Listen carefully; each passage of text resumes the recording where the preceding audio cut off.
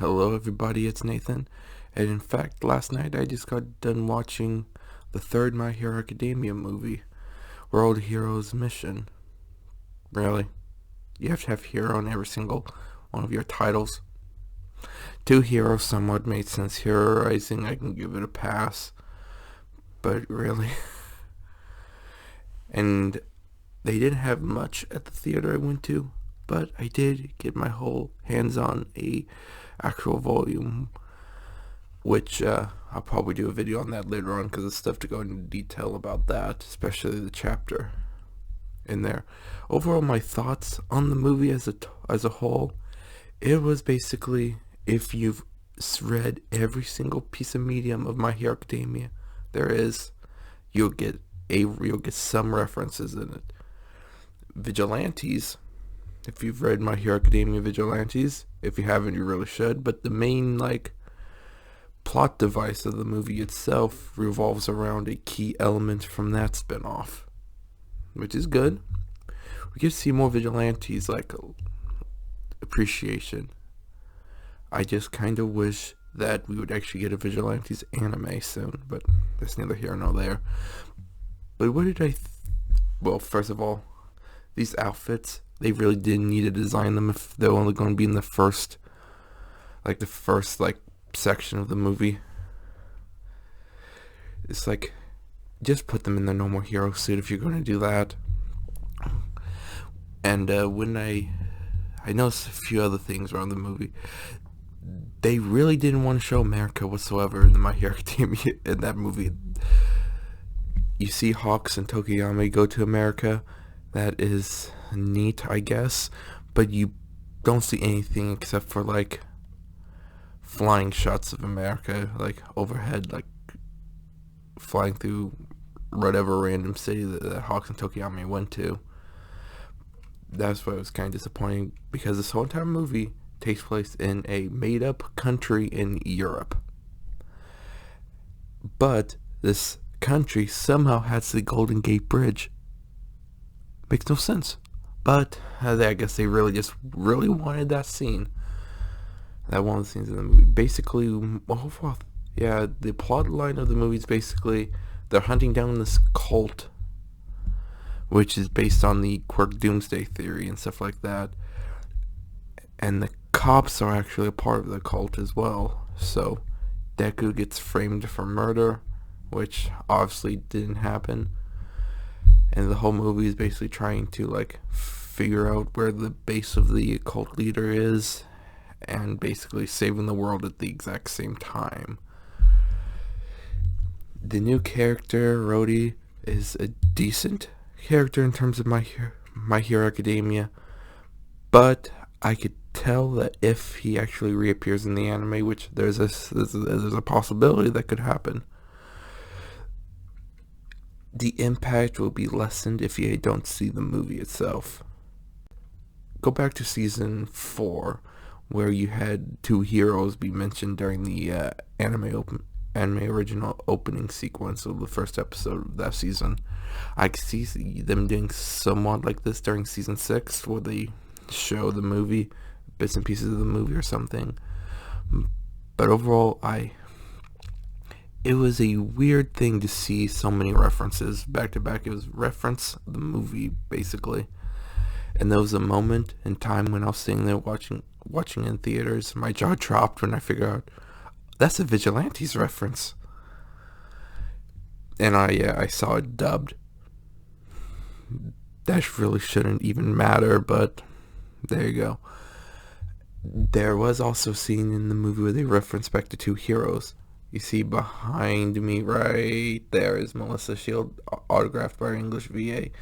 She made a brief cameo in the movie, but it was more through Deku flashing back to remembering her. That was basically all there was, but still, there was still a other movie reference within the movie, which is really good. Did the overall story really need to be called Road Heroes Mission? Not really. It's just because every once in a while they would flash to other places in the world where they would show something like the some of the heroes in Japan trying to disarm the bomb, and then you see some in France, I think Egypt too, which was decent. And also the top hero of Egypt has made an appearance in the manga in the last few chapters, so that is a tie-in to the manga right there. And what else? Oh yeah, and also the movie tie-in episode, I think it was episode 18 of season 5, really didn't need to happen. It barely was anything in the grand scheme of things. You see in that episode, you see a brief scene of the villain from the movie and the drug kind of being used towards the end. That episode really didn't need to happen. And I have a good feeling that if they would have put that time towards My Villain Academia, it would have been a whole lot better. And I have also a weird theory that why would they need to go through all the trouble with messing up season 5? I have a feeling it's because Heroes Rising did really good at the box office. Yeah, like I said, I have a feeling that Heroes Rising did some semi-well for the Japanese box office, and I think I remember pulling in like $1 million or something here in the US. Why would they be so greedy into trying to milk movie tickets instead of putting that effort into the actual show itself? That's my question. And weird story about how I went to see all 3 My Hero Academia movies in theaters. Yeah, the first one was fine when I saw it in theaters. The room was full of cosplayers, though. I've worn a few cosplays before. The wigs kill with you just standing there not doing anything. It's like the heat and stuff. So that had to be torture for them also. And when I went to go watch the second movie in theaters, we didn't get to see 10 minutes of the movie. It was about the time where Shigaraki went over to the Hunter Hawks and Shigaraki scene. I wasn't able to see that in theaters because the theater I go to is not in the best, location wise, and they just really didn't put effort in fixing a problem during a midday showing of Heroes Rising. But when I made sure to get the first ticket to see World Heroes Mission, I did that mostly because I didn't want the story of the second movie to re-happen again, basically with them barely showing the movie, or barely showing 10 minutes or so of the movie. And also a funny thing, when I went to go see the movie, I normally go to eat at a restaurant before I go to the theater. It's basically so I don't have to spend much money there at the theater itself. Of course, the dining room's closed, so I had to eat in the vehicle. There's a minor thing there, but overall I threw it out because I just like writing it off, just saying I really wanted to see the movie. And another thing about the actual movie itself, most of the side characters really didn't need to be there. If the whole story is just Deku, Bakugo, and Todoroki plus Rody finding, disarming the bombs, unless just for saying, hey, we have everyone in Class 1A and a bunch of heroes in this movie. That's really the only thing that they did. And also the pure fact that they advertised the movie as the 3 of them, very, very disappointing. Bakugo had more screen time in the second movie, and I think Johto Todoroki had about the same. Everyone is given their own individual fights in this movie, I'll give him that. When I think in the second movie, it was just Deku and Bakugo, and then Todoroki and a few others of Class 1A fighting. But at least they all have their own fight. The fights last way too long, which it's a movie. You have to have overly drawn out fight scenes. It kind of makes sense, but every single fight in that movie leads down to the pure fact of Deku, save us. It's like, Deku, it's your turn. It's like, you have to finish the job from here. And I will admit, Deku goes full on All Might during the final battle. I don't remember exactly what Deku said, because the bass in the movie was way too much.